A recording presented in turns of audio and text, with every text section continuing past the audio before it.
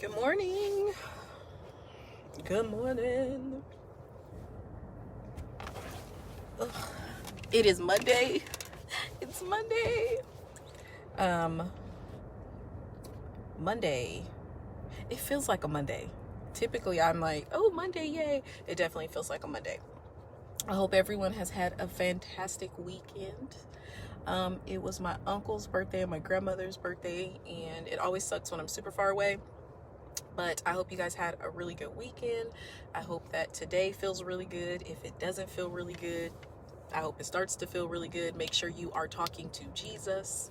I actually had to stop a second ago, like, wait a minute, Lord. I have not even considered you today. So I had to pause and give a prayer while I was driving because I had not even considered my Lord and Savior and what He wanted me to do for today. So I hope that you guys have considered Him.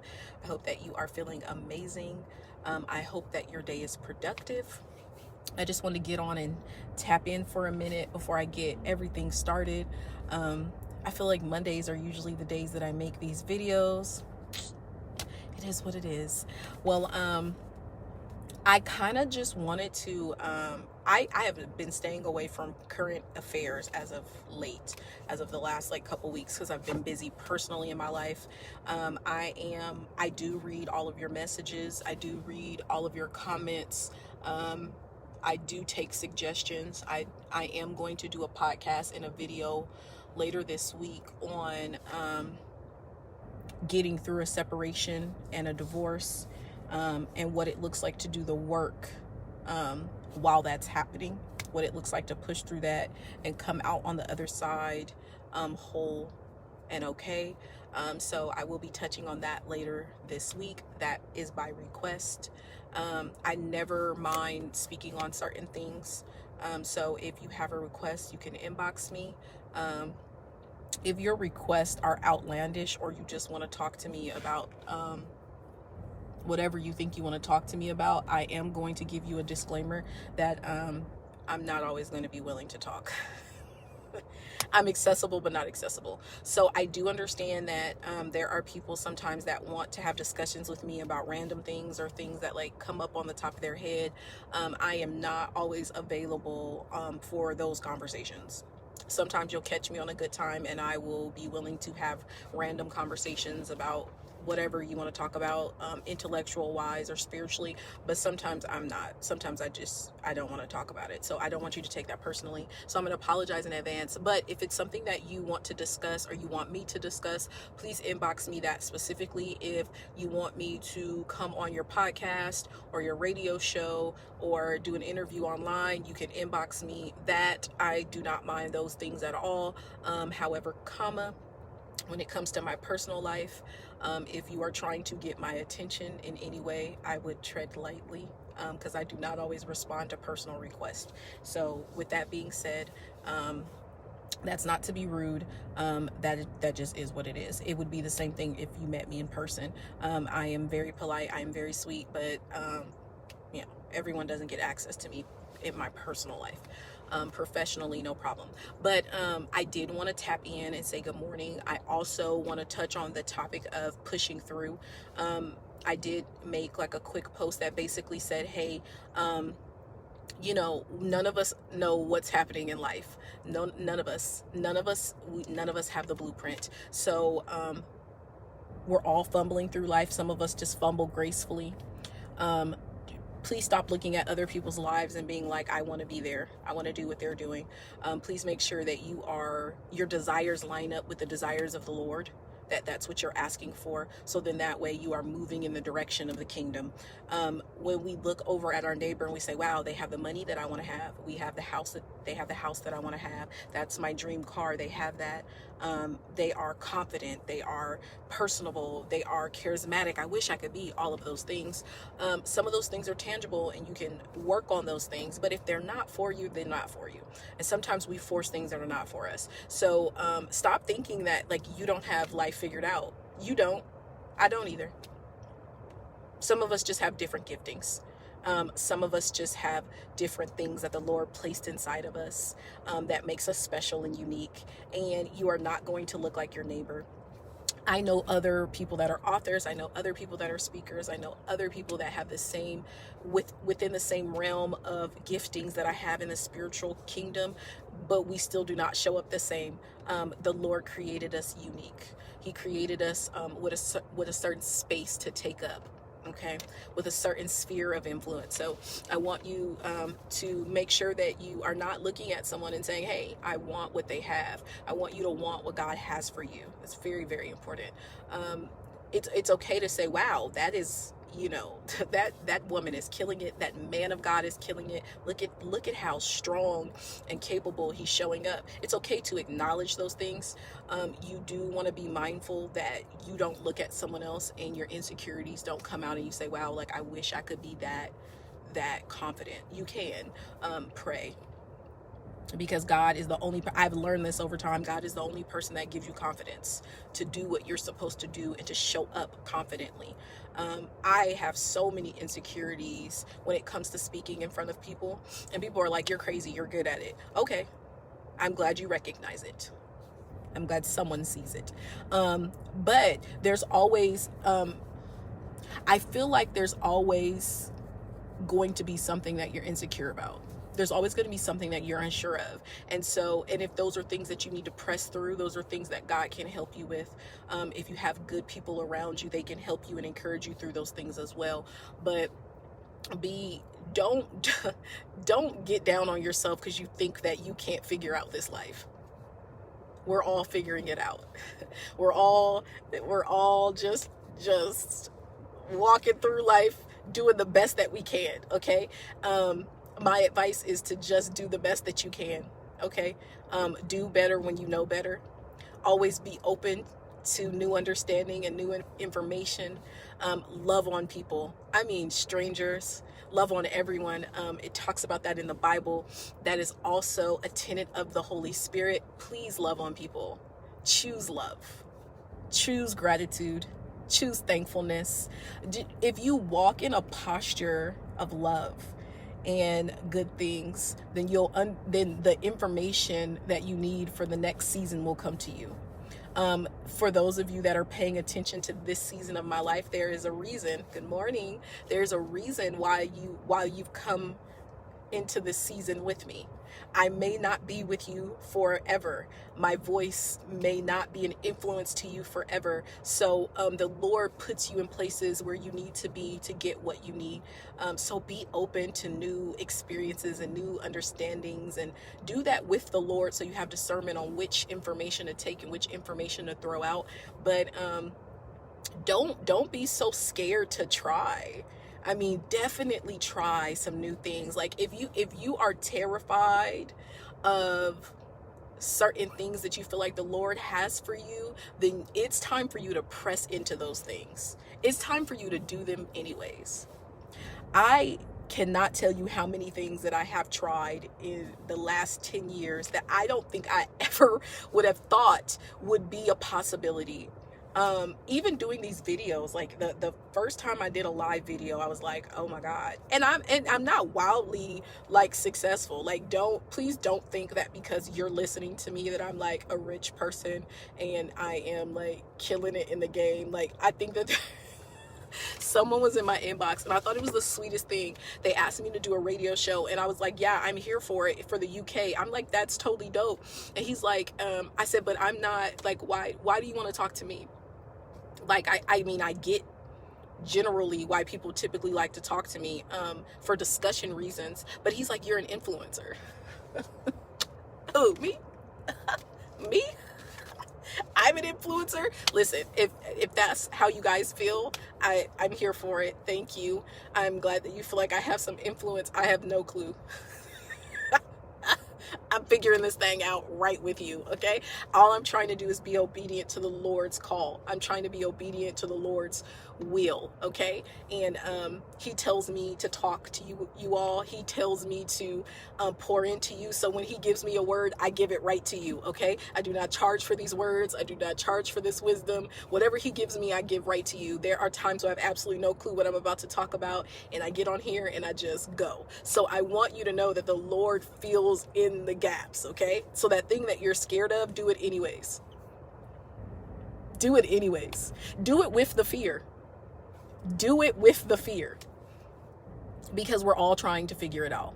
We're all trying to figure out how to be closer to God. Most of us feel like there's some inaccuracies there, that we're inadequate. We're not praying enough. We're not talking to him enough. We're not meditating enough. We're not reading our word enough. We're never enough. We're always going to feel that way. There's always going to be more that we can do. There's always going to be a new level.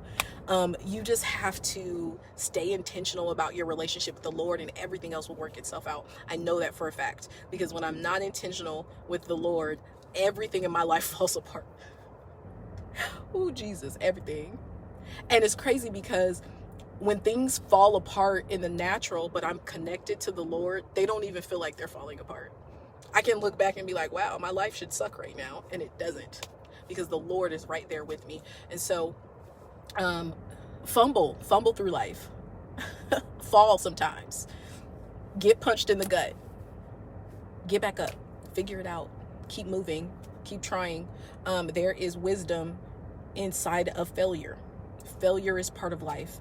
And when we get to the point where we're so terrified of failure, we're so terrified to put one foot in front of the other, then we're stagnant. We're going to stay in the same place. And I know that that's true for a lot of people, that we just don't move because we don't know what to move to. Well, move wrong. That sounds insane, right? It sounds insane for me to say, if you don't know what to do, do the wrong thing. Well, because when you get comfortable being uncomfortable and comfortable doing the wrong thing, then you're not worried about doing the right thing. Be okay with being wrong. Be okay with saying the wrong thing, because you're learning. You're figuring it out. Be okay with failure. Failure is an option. Giving up is not. That's the difference. Failure is an option.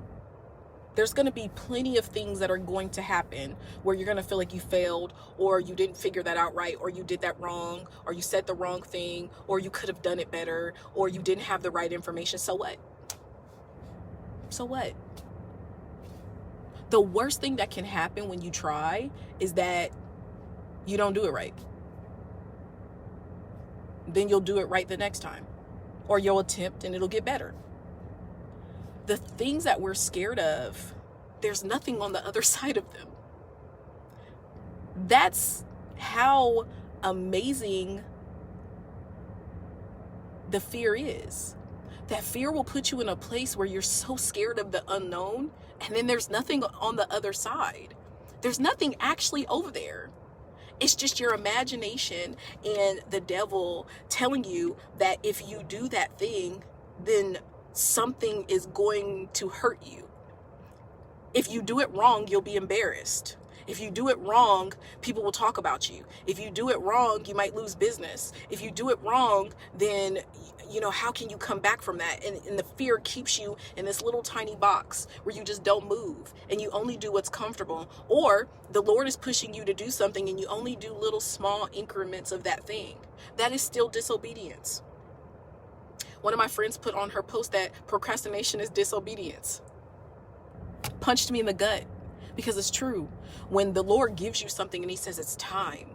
Now, there's two different things. Sometimes the Lord gives you a vision and he gives you no direction. Sometimes he's just letting you know what's going to happen. He's giving you foresight. And then sometimes he says, hey, it's time to move. It's time, talk to that person, move this way, apply to this job, move here, do this, change this. And those are directions. And a lot of times when it's time for our directions to happen, we don't follow through on those directions because we're scared. Well, what if I go talk to her and I say the wrong thing? What if I try that new business thing and it fails? What if I lose money? What if people don't like me? What if my life changes? We have all these what ifs that stops us. So, what if you fail? So, what if you say the wrong thing? So, what if you lose some business? But you losing business helps you gain the information that you need so that you can get more business later on. There's really nothing on the other side of fear. That's how fear works. Fear is irrational. But when we're feeling it, it's so real. Like it almost feels like it's like a knot in your chest that you can't really get rid of. And sometimes it feels like it just, sometimes it hurts so bad to move in a direction that you're unsure of. I want you to move anyways. Go there anyways. Be curious. Go see about it. Go see why you're so scared of that thing. And you know what the thing is. You know what it is that the Lord has on your heart. You know what that move is. You know what's terrifying you. You know what's keeping you up at night. You know that thing that you've been thinking about, been dreaming about, been processing through, been researching through. Do that thing.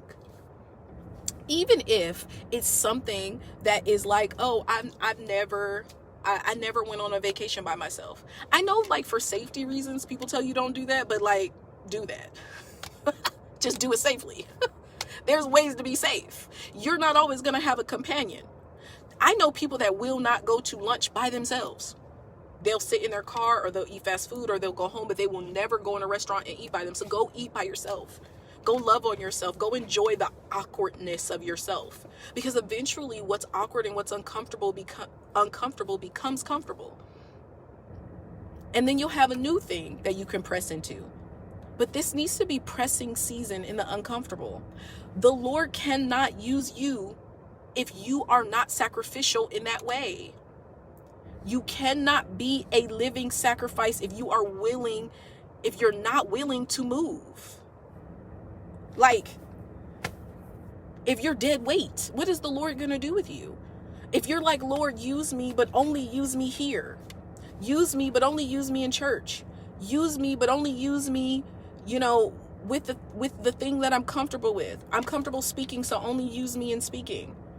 Oh, I'm comfortable writing, so only use me with writing. I'm comfortable with administration, only use me in administration. How can the Lord change and stretch your capacity if you're unwilling? If you're unwilling, how do you become a sacrifice if you won't sacrifice? God is waiting on your yes. He's waiting on your yes. And you know what the yes is. The yes could be as simple as, hey, go greet that lady.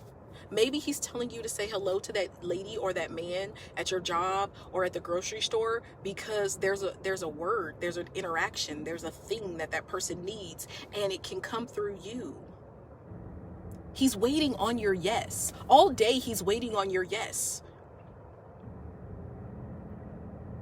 Yes. Yes, Lord. I'm available. I'm here. And so push through the fear. Push through it. I'm telling you, you won't regret it. I have been scared for a long period of my life. I have been scared to be myself when I was in school. Scared to be unique and be different. But by the way, I've always been different and unique. So it is what it is. Sometimes we are scared of the things that are already like a reality. We are scared to do the things that are already real. They're already real to everyone else, but we're the only person that hasn't come into agreement and alignment with it. There are things that are true about you. There are gifts that are in you that everyone else is aware of but you. Everyone else knows what your skill set is but you. Because you won't come into an alignment with it. You won't come into an alignment with the fact that the Lord gave that to you for the kingdom. He gave that to you for work. He gave that to you for influence. Why? Why be basic when God created you an original? And ironically, he created all of us to be original. All of us have a something. And again, your something's not going to look like someone else's something, and that's okay. Do you know how many times I'm going to tell on myself. I have, in the past 10 years, there's probably been a dozen times that I have sat in my bed and cried and asked the Lord, how come I can't just be normal? How come I can't just show up in the world like everybody else? How come I can't just have a regular job? How come I can't just have a regular friend group that, like we go on trips and we go to lunch and, those are my people. Like, that's my little group. How come I can't be the person that everyone invites out? How come I can't dress like everyone else? How come I can't? Why do people pay attention to me? How come I can't just sit in the background? Lord, I really just want to walk in this room and say nothing. How come I can't? Do you know how many times I have cried, like real tears? Like, Lord, I just want to fit in. Can I just fit in? Can I just go somewhere and fit in? My whole life, my whole life.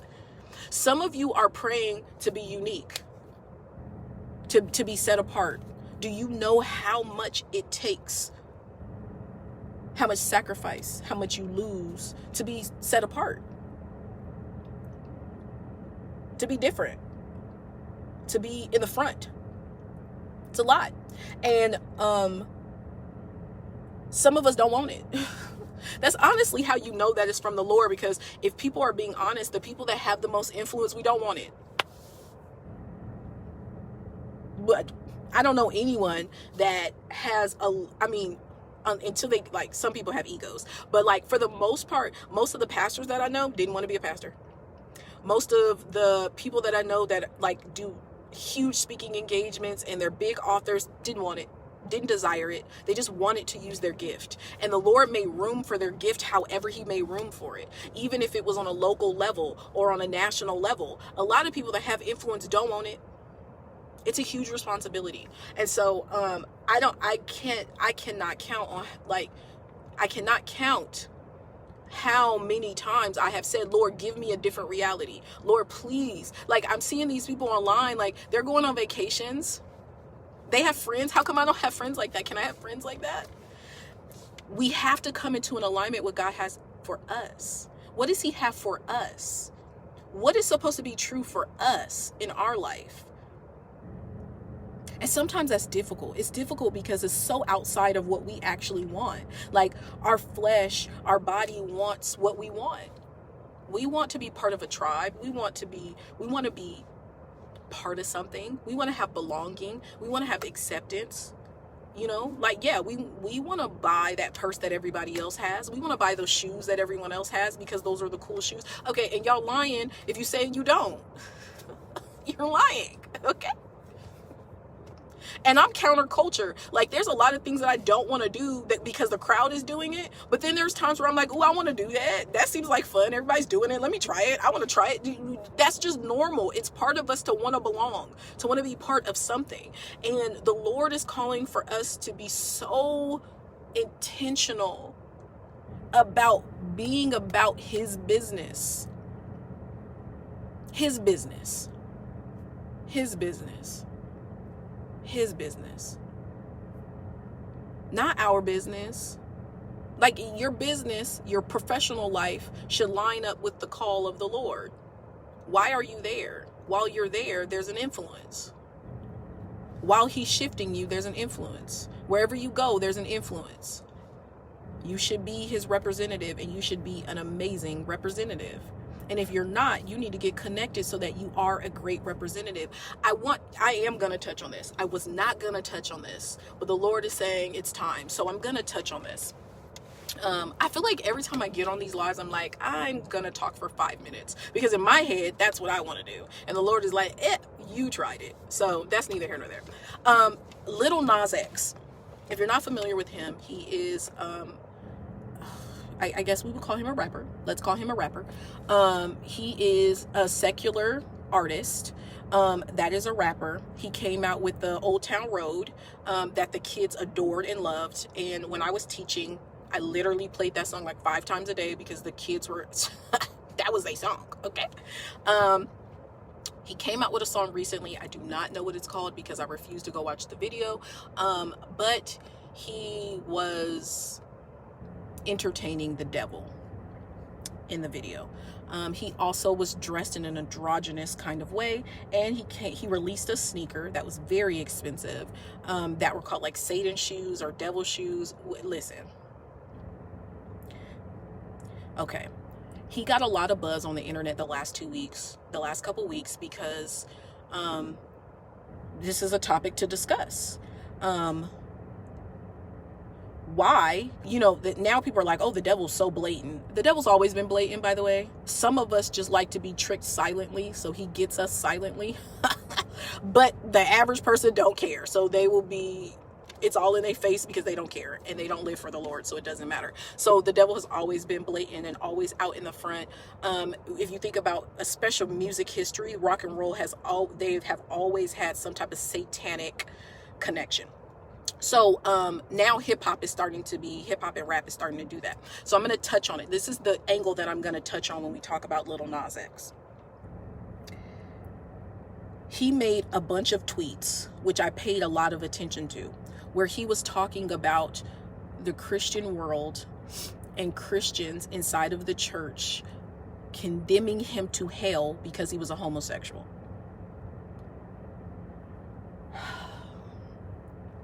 Saints, people of God, I'm going to say this, and some of you are going to disagree, and I'm okay with that.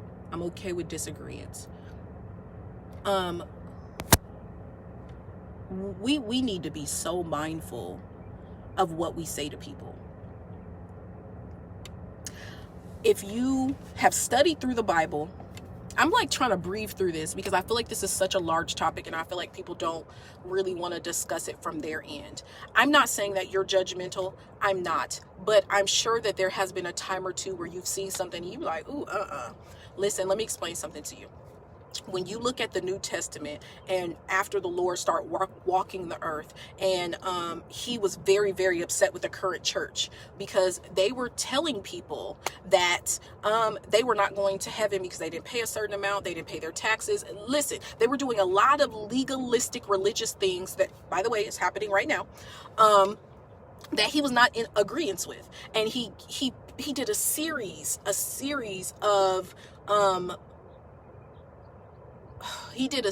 of teachings where he would talk to the people and he would say, if you don't love people that are less than you, if you don't love on people, then you don't love me. He also let them know that love was the prerequisite to everything. As a Christ believer, we have to choose love. Something can be true and we don't have to say it. Because of the life that we live, the life that we choose to live morally, and we choose to align our morals with the biblical text, we have certain truths that a believer does not. Someone recently asked me, how do you speak to non-believers? I speak to them like humans. Okay? My life speaks for itself. If someone does not believe in the power of the Bible, I cannot pull the Bible out and say, well, in Philippians, it says, and then tell them about their life and how they should change their life based on a book that they feel like has no power. So I'm going to say this to you, and I want you to be mindful. The Bible that you subscribe to has power because you have allowed it to have power. You believe in it. The people that are not Christ believers, Christ followers, they do not care. They do not care. Your argument for how they should live their life based on biblical text does not matter to them because they do not believe in its power. And so when you are trying to witness to people and you keep pulling out the Bible, they do not care. What they care about is, hi, how are you? I want to know if you would like for me to pray for you. That's what they care about. When they inquire, they want a soft place for non-judgment. Lil Nas X is a young boy. And even let's speculate that he gave his soul over to the devil for finances, for notoriety, which is not unheard of in the celebrity universe. The fact that he has so much church hurt should be embarrassing to us. It should be embarrassing to us that someone thought that the only way that he could remove the lifestyle of homosexuality is if you told him he was going to hell.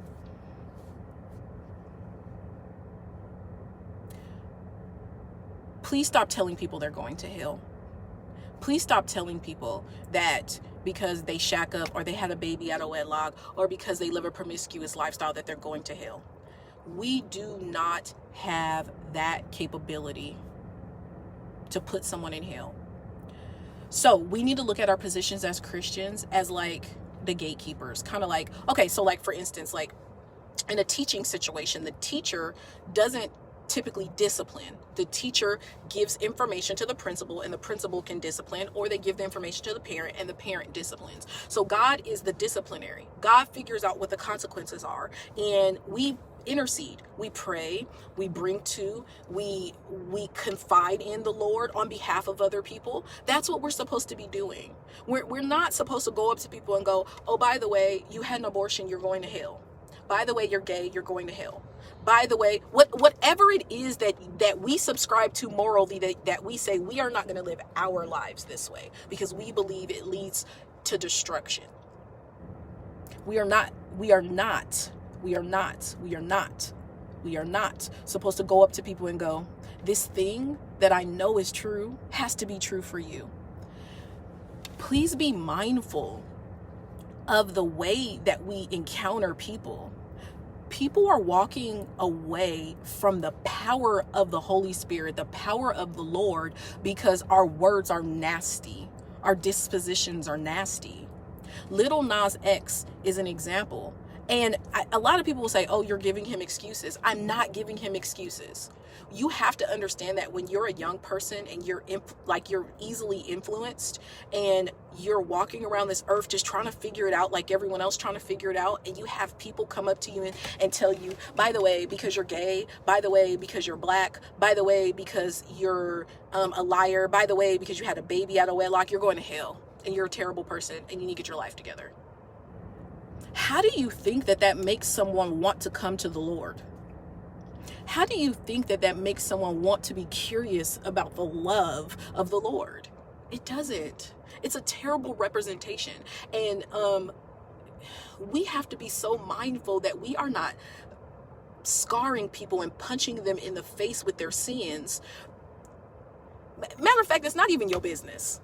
I don't even know what other way to say it. Their sins are not your business. We become privy to certain people's information because they have a platform. They have attention. It is not your business what sin someone does. Just like, listen, okay. People have sex inside of the church, outside of marriage, all the time. All the time. I'm not saying they should. I'm not saying that is appropriate, but it happens all the time. So one of the things that happen with sex is consequences, right? Fall out of a marriage because there's an affair, or a young woman becomes pregnant out of wedlock because she was having sex. We do not get to then look at that young lady and act like her life is over and how dare she, because her shame is tangible. What? Where do you get off judging someone in the capacity that because their shame is tangible, because you can see the sin that they did, you can tangibly see the consequence, that therefore, how dare they? Oh, yuck. Oh, how dare she? Oh my God. What? I really want the people of God to understand that there is power. You can always repost. After I save it, you can always repost. There is power in how we show up. Listen, I have met racist people, like grew up racist, almost born racist, family was racist, hate black people. In the military, I have met them. And I have chosen, let me tell you what my response is to racist people. Racism is a moral dilemma. It's a moral dilemma. If you choose to be racist, it's your choice. You could choose to hate or love whoever you want. Your choice. I know that is going to be unpopular. People are like, but it's so wrong. There's a lot of things that are so wrong that we all do. It's a lot of things. Racism is a moral issue. There is nothing that I can say out of my mouth that'll change you from not liking me because of my skin tone. There's not a word. I can't say, I'm equal to you if you don't believe it. That's the same thing with classism. It's the same thing across the board. If you don't believe I'm worth what you're worth, there's not a debate I can have with you logically that will change your mind. However, When I have come into contact with people that are racist and they say, I don't like black people, I say, okay. And they say, what do you mean, okay? I say, okay, that's your choice. And they say, what do you mean? And I'll say, I'm sure you have a reason, but that's okay, no problem. And I go about my business. And then that same person comes up to me and they say, hey, why did you react like that? Why don't you care? Because they're so used to people choosing violence. Do you know that your interaction with people will change their whole entire life if you do it the right way? There was a guy that I was in basic training with, and he came up to me and he said, why did you react that way? Usually when I say that, everyone gets all mad. They get upset. And I said, it's not my business who you like or don't like. I'm sure you have a reason why you don't like black people. Whether I think that it's appropriate or not appropriate, it's your reality. And I'm okay with that. If you don't want to be around me, I'm okay with that. If you don't care to sit next to me, I'm okay with that. And he said, well, I grew up in an area where the whites and the blacks were segregated. I grew up in an area where blacks always did a lot of stuff. Like we would see stuff on the news, and blacks were always like killing each other and getting in fights. And one time when I was younger, I got beat up by a group of black guys and I didn't do anything. And I didn't understand why. And he was like, and my whole family doesn't like black people. I said, okay. And he was like, so I just grew up hating them. I said, okay, that's fair. And I prayed for him that night. And every single time he see me, he would walk up to me. He would say, hey, Tapscott. And I'd say, hey. I didn't treat him like a dog because he had this condition, this heart condition that was wrong, this moral condition that was wrong. And let me tell you, I didn't know what was happening when it was happening. I know now. But by the time I got out of basic training, do you know that man would run up to me, a grown man, he would run up to me and he would say, Mika, hey, I'm so glad that you came today. And he would tell people about me. He would say, hey, I met this black girl and she's changed my mind about all black people. I did not know that black people were okay to be around. I did not know that black people were sweet. I did not know that there were black people in this life that were polite. All because I did choose to correct him about his heart condition. As believers, we don't always get the right to correct people about their heart condition. When you get close to people, when you are in close relationship, then usually you have a vulnerability and a space to say, okay, listen, let me sit with you. There's some things that we need to shake out of you because there's an intimacy. But if I don't know you like that, you don't get a chance to walk up to me and say, hey, let me tell you about your sin that you need to correct. Let the Lord do what the Lord is going to do with people.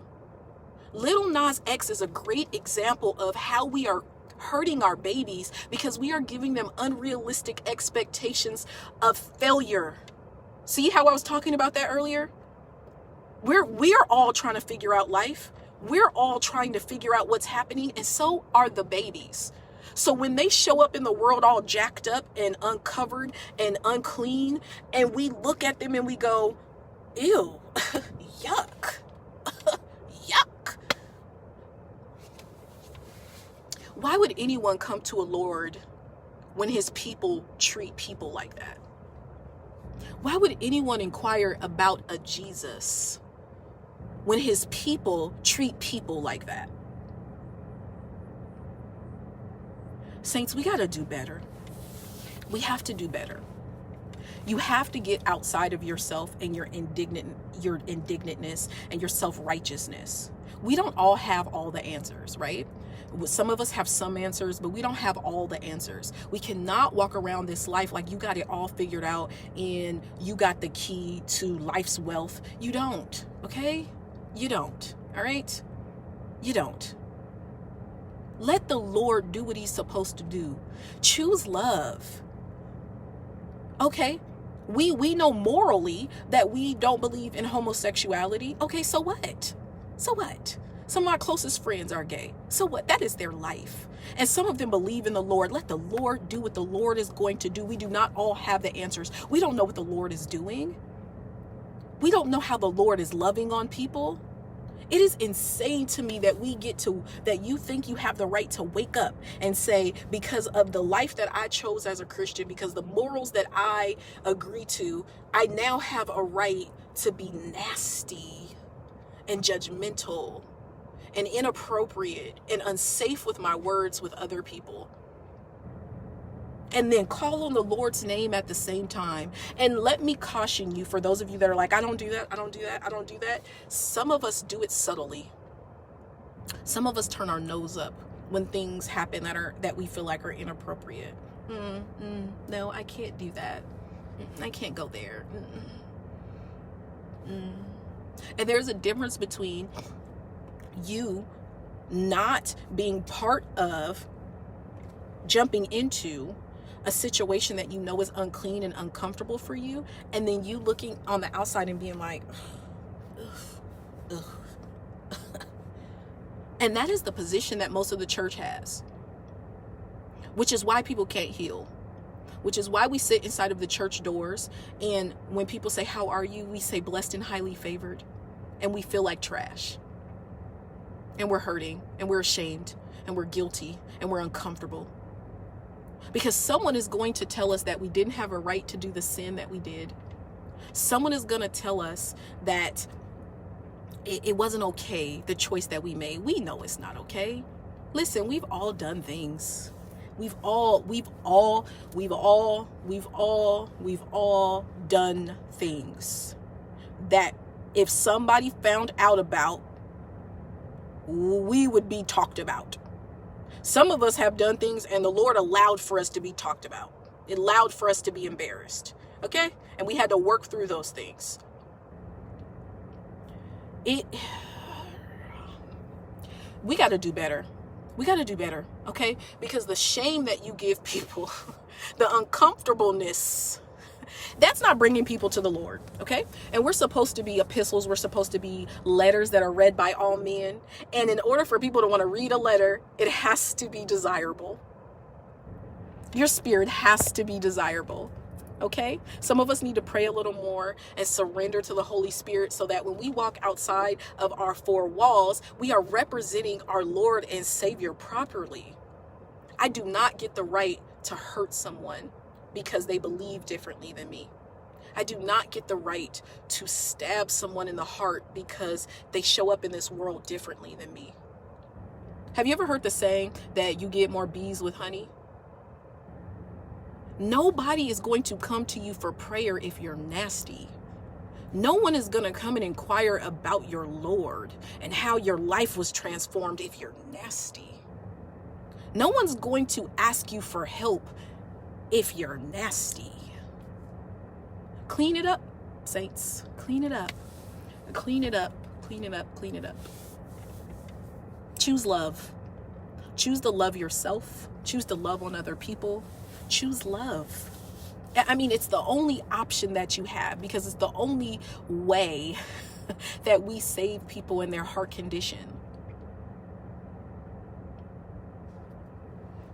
We're all hurting to a certain degree. Some of us have healed certain areas, and then we're going to go into another place where we're going to have to work through some things. And you need people in this life that are going to have a light, that are going to be a soft place to land. And when you do something wrong, you need people to say, come here, it's okay. Because when you did something wrong, the Lord said, come here. It's okay. It's okay, I love you. You still gonna get this consequence, but I love you.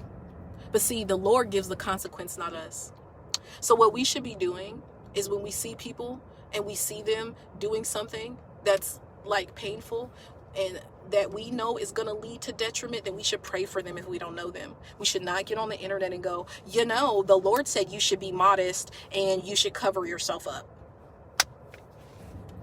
Now, that young lady who might have self-esteem issues or who might be feeling confident in her body but doesn't know that it's better to cover up, now you've just punched her in the chest.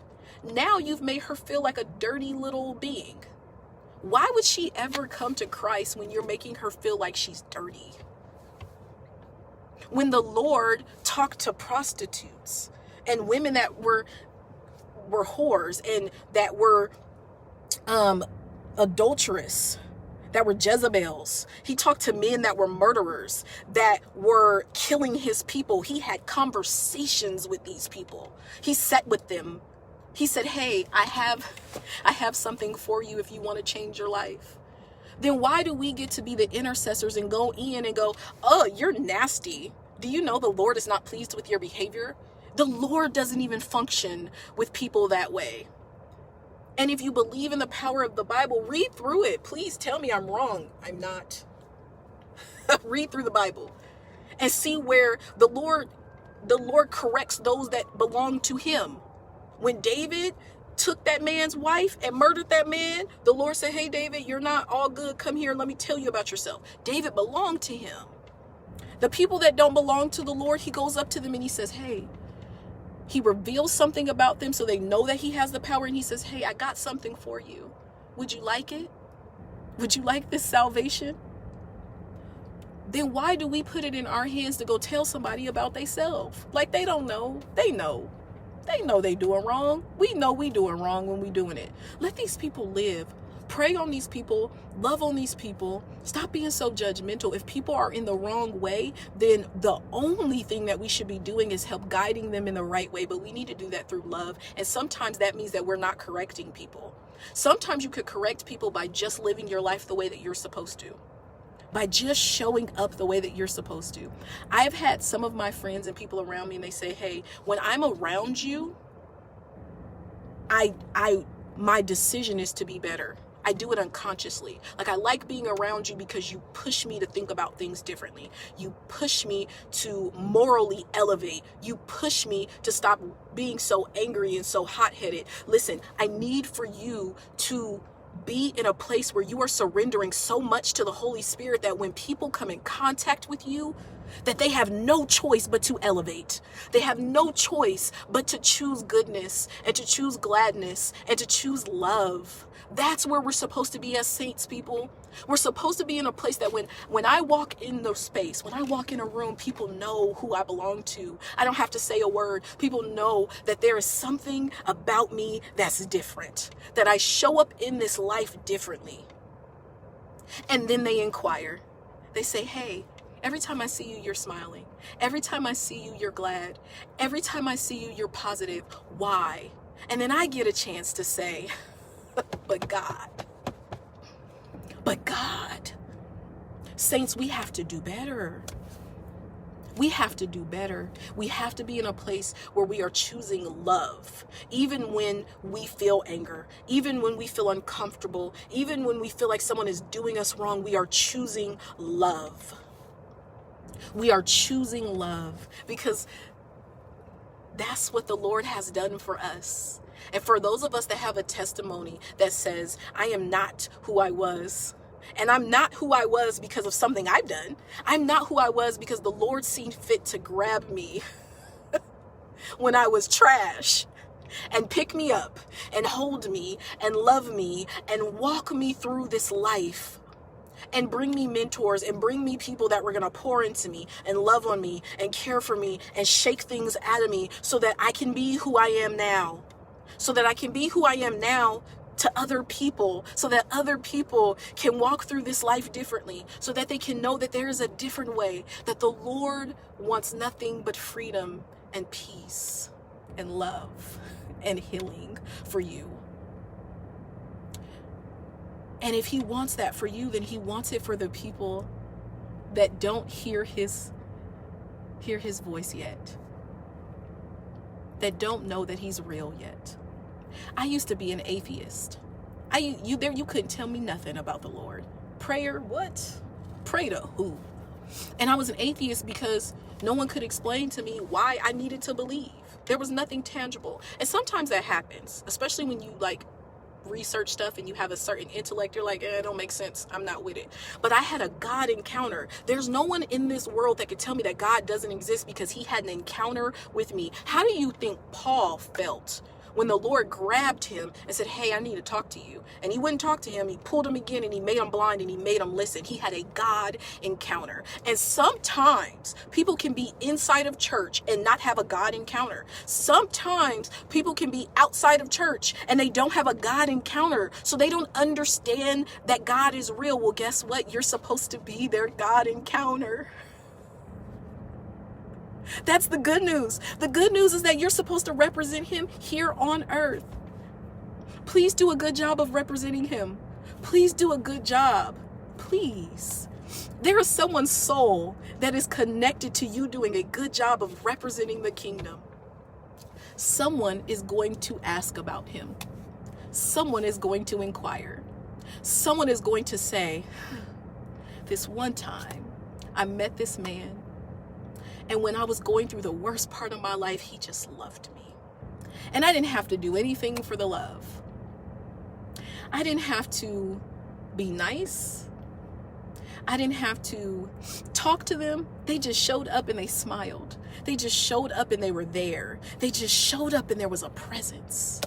You need to be that to someone, to everyone, all the time. It is not your responsibility to make sure that people get from the depths of despair to Jesus. Your job is to show up and do what the Lord has asked you to do, which is love on people and be read by all men, have an open heart and an open understanding, and just do better and yield to his spirit, and then he will do the rest.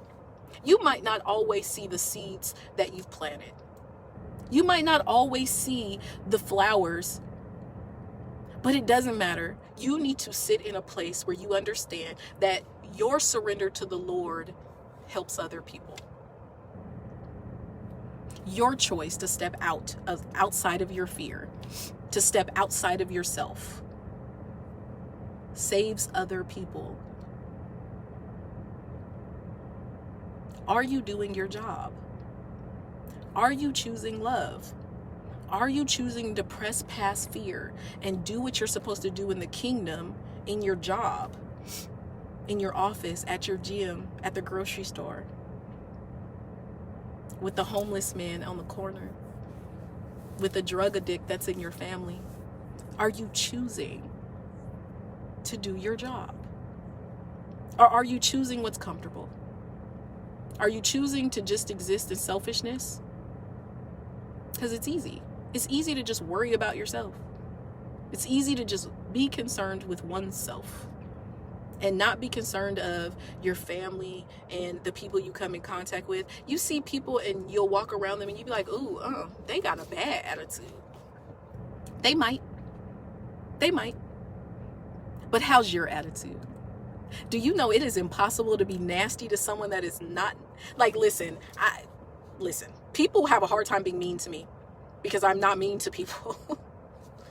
I mean, I have moments. I'm not gonna act like I'm perfect. I have moments.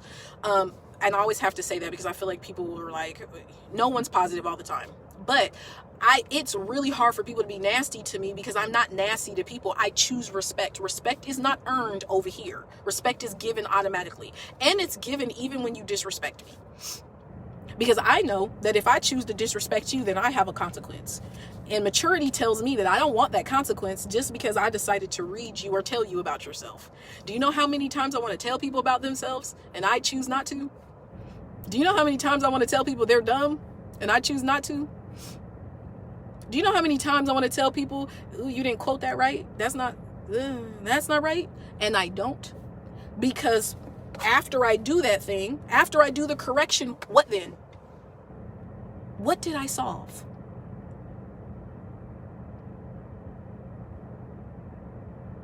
After I cussed that person out, what did it fix? Did they learn that they shouldn't be mean to people because I cussed them out? Or when I'm nice to someone who's nasty to me in the store and I say, oh, no problem, ma'am. It's okay. I hope you have a nice day. Did she just figure out that maybe I shouldn't talk to people like that? I was really rude to that nice lady. We got to do better, saints. We got to do better. So, what are the takeaways from what I said today? Listen, the Lord do what he want to do. If you think that I have a plan for my life, I don't. My plan is starting to line up with the Lord's plan. So he has a plan. So as it uncovers, y'all will witness it, but I don't have a plan. So the main thing that I wanted to talk about is that none of us know what we're doing.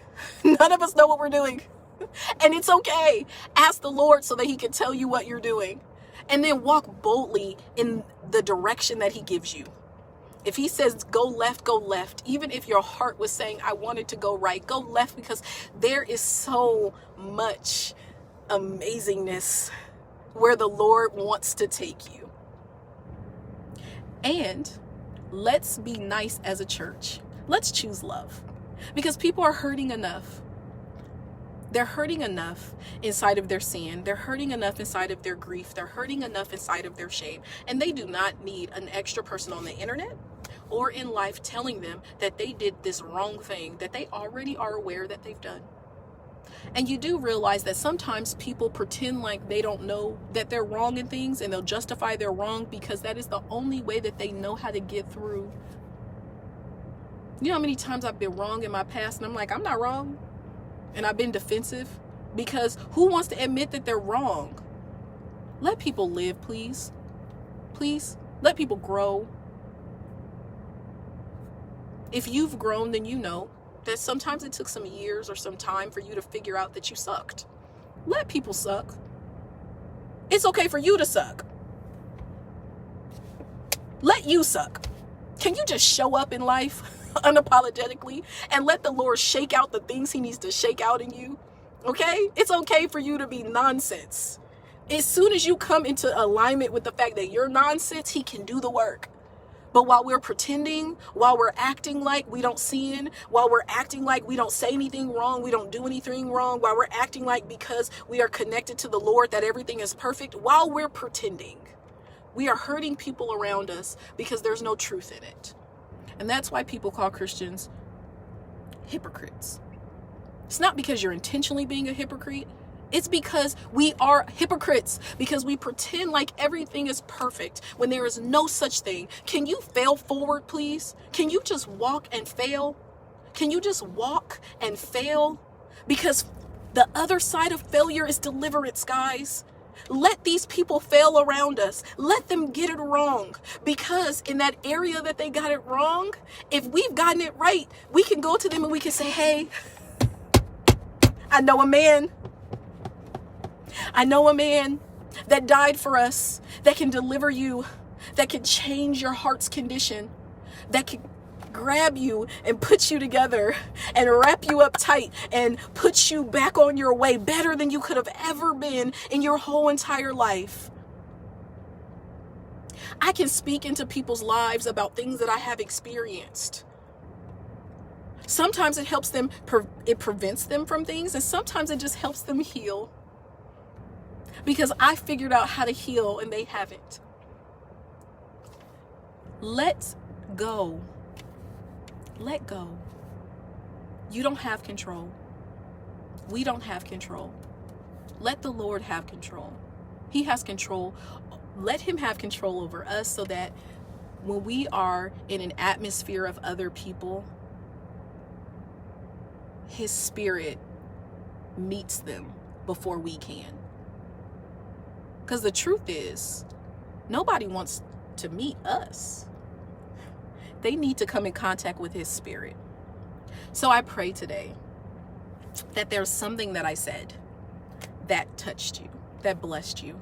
I am in a place of radical obedience. Obedience is a choice. You could choose to do what the Lord says or not choose to do what the Lord says. We all know that. But I hope that in my obedience, I'm helping you to be obedient. I'm helping you to change your mind and your perspective of how we decide to show up in life. Okay? Go to work and choose to smile. And not choose to smile because you're happy. Choose to smile because you serve such a great God, such a big God, that he seen fit that it was okay for you to wake up in good health and capable. Choose love. Choose the love. Please choose to love the person that you hate. We all don't get along with people. Choose love anyways. Choose softness. Because maybe that is a test to how you're yielding to your Holy Spirit. Them and their nasty attitude is not going to be fixed by your nasty attitude. So I hope that I said something that is going to push you to evaluate your life, to evaluate how you show up in this world and elevate to the highest possible moral capacity. Just know that I am figuring out this life just like you. I know that some of you feel like, oh, you know, this young lady, she's such a blessing. She's doing what the Lord is telling her to do. And I wish that I could do that. Please wish for what the Lord has for you. Okay? Because I'm being obedient, but it is not always easy. I do not like being on camera. I do not like being in the forefront. I do not like talking to people. And I'm going to keep saying that until people understand it. I know what's true. I know that I have an influence because the Lord told me so. I have had to come into alignment with that. But I didn't want that to be my reality. Please know that God has something so special for you. Please talk to Him. Please ask for His desires to be your desires. And I hope that you have an amazing day. Again, in a couple days, probably around Wednesday, I'm going to do a video on how to heal through breakups and divorces, how to do the work to heal through trauma, because it's absolutely necessary to talk about. And I'm going to be talking about that from the perspective of healing spiritually, because I know people say go to a counselor, and that is necessary for some people. There are also alternatives to counseling, but we need to be concerned about our soul and our spirit. So I will do that video and that podcast in a couple days. Please be blessed. I love you guys. I mean, I love you with my whole heart. I appreciate all the comments. I appreciate all the messages. I appreciate the shares. You have no clue. I have always said that if one person listens to my videos or listens to my voice and it changes the direction that they decide to go in, or it changes their disposition, then I am pleased. And guess what? I am very pleased. I am very happy that you choose to listen to me, that you choose to hear anything that I have to say. I do not take it lightly. I love you guys. Have an amazing day.